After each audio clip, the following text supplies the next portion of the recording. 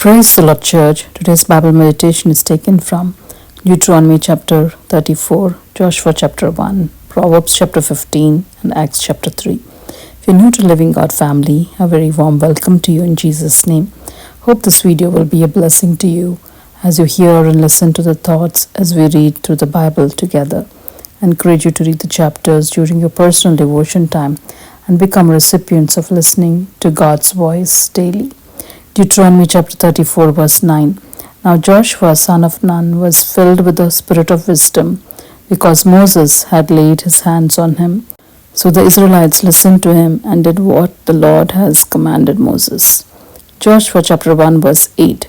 Keep this book of the law always on your lips, meditate on it day and night, so that you may be careful to do everything written in it. Then you will be prosperous and successful. Proverbs chapter 15 verse 33. Wisdom's instruction is to fear the Lord, and humility comes before honor. Acts chapter 3 verse 19. Repent then and turn to God, so that your sins will be wiped out. The times of refreshing may come from the Lord. God the Almighty, our Heavenly Father, wipes out all our sins through Jesus Christ. Moses humbled himself before God's calling and is honored, being called as the greatest prophet, from growing in palace to becoming a deliverer of Israelites from bondage.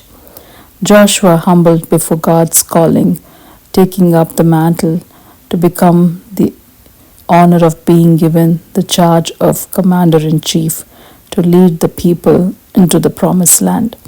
Jesus humbled himself even to the point of death on the cross, that God honored and exalted him as the Savior of the world.